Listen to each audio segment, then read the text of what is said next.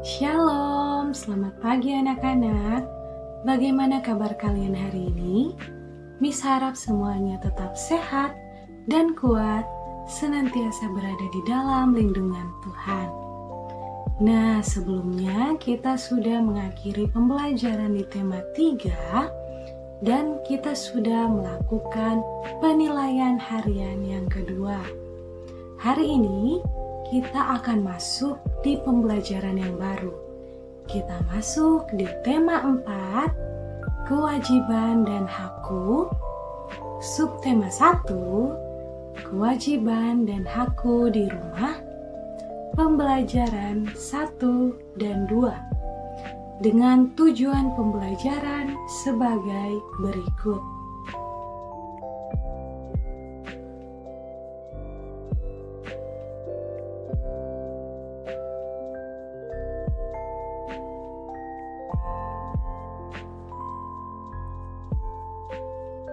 Nah, setiap manusia memiliki hak dan kewajiban. Apa itu hak dan kewajiban? Hak adalah sesuatu yang mutlak atau harus kita dapatkan sejak masih dalam kandungan. Kewajiban adalah sesuatu yang harus kita kerjakan atau kita lakukan untuk mendapatkan hak-hak kita. Nah, apa saja contoh hak dan kewajiban kita? Silakan simak video berikut ini. Hak dan kewajiban anak di rumah. Hak dan kewajiban itu ada banyak macamnya, tergantung kita berada di mana dan sebagai apa. Sebagai anak, kita punya hak dan kewajiban di rumah. Sementara sebagai pelajar, kita punya hak dan kewajiban di sekolah. Orang tua kita punya hak dan kewajiban di rumah dan di tempat kerjanya. Guru-guru juga punya hak dan kewajiban di sekolah. Nah, sekarang ini kita memang tidak bisa berangkat ke sekolah karena mengikuti imbauan pemerintah untuk melakukan karantina mandiri. Sudah beberapa minggu ini kita belajar di rumah dari materi yang dikirimkan guru. Namun begitu, kita tetap harus menerima hak dan melakukan kewajiban kita di rumah. Lalu, apa saja hak dan kewajiban kita di rumah ya? Cari tahu yuk! Ada beberapa hak yang harus kita dapatkan saat berada di rumah. 1. Mendapatkan makanan dan minuman. Makan dan minum adalah salah satu hak yang harus kita dapatkan saat berada di rumah. Makanan dan minuman merupakan salah satu kebutuhan utama untuk bertahan hidup. 2. Mendapatkan perlindungan dan keamanan. Hak lain yang harus kita terima di rumah adalah mendapatkan perlindungan dan keamanan. Kalau orang tua melarang kita pergi ke suatu tempat atau melarang kita melakukan sesuatu, kita harus menurutinya.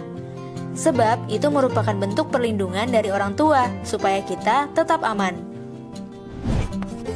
3. Mendapatkan kesejahteraan hidup.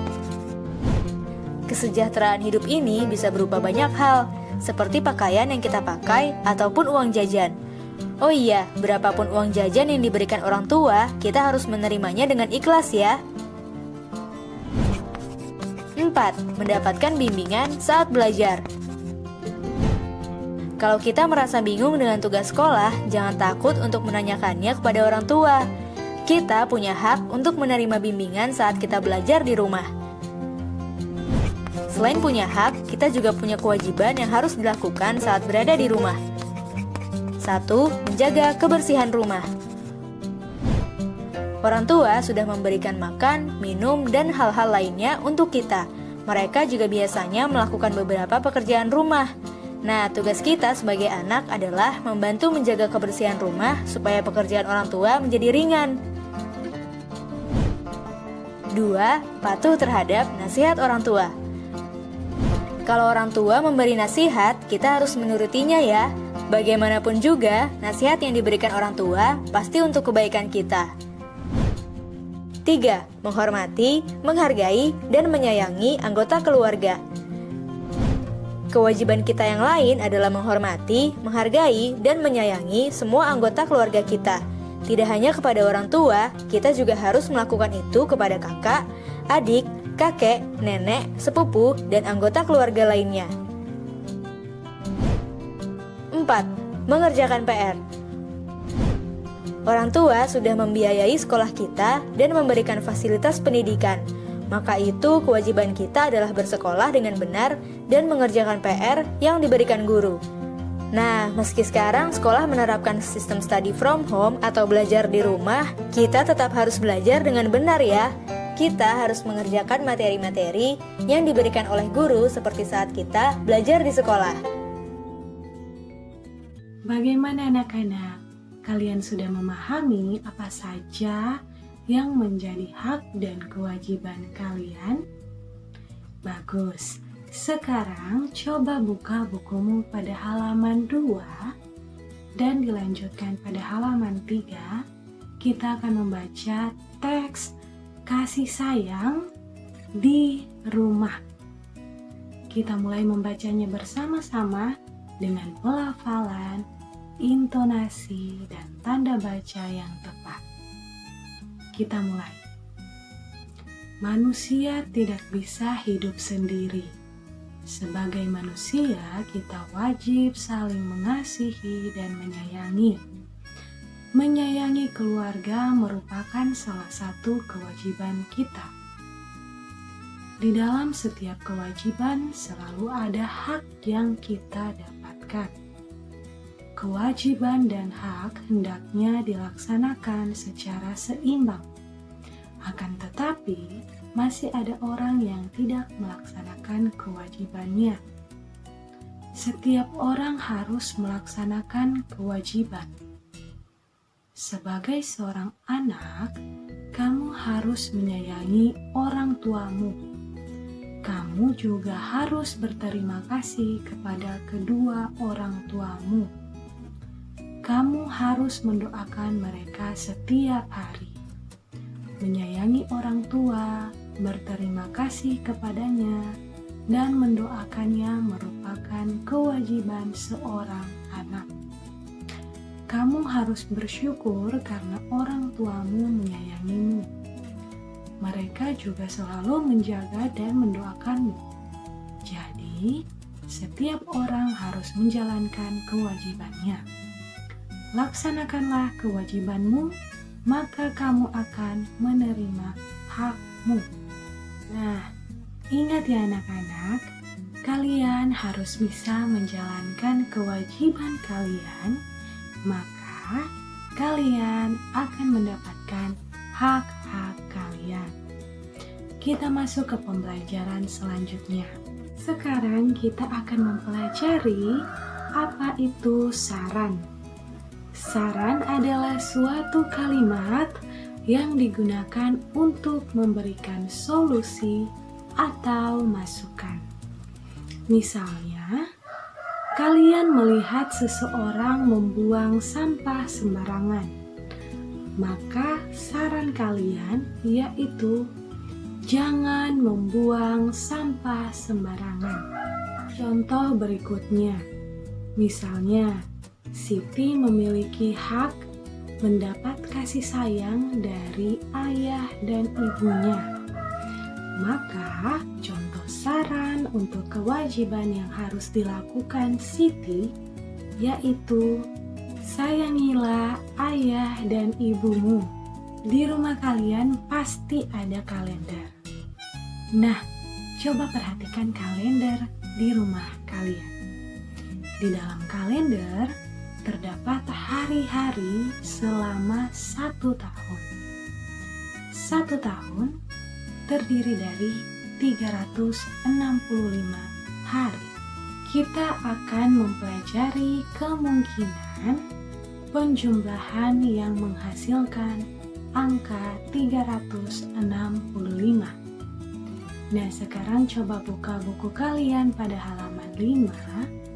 Di situ terdapat contoh, misalnya hari sekolah kalian itu selama 250.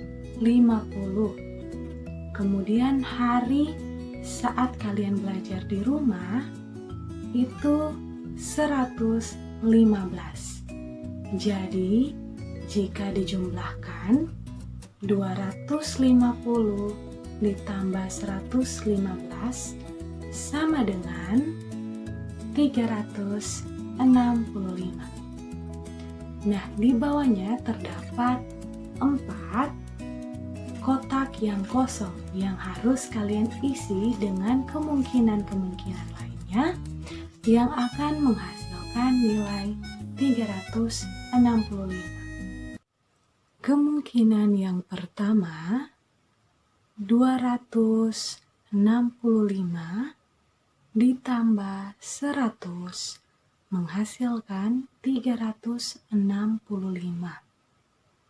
Kemungkinan kedua, 260 ditambah 105 menghasilkan 365. Kemungkinan ketiga, 255 ditambah 110 menghasilkan 365. Dan kemungkinan yang keempat, 245 ditambah 120 menghasilkan 365.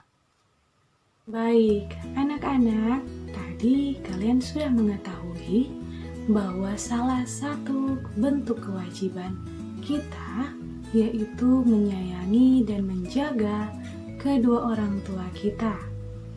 Sekarang Miss akan mengajari kalian sebuah lagu yang mengajari untuk melakukan hak dan juga kewajiban kita sebagai seorang anak. Judulnya Jika Ibuku Tua Nanti.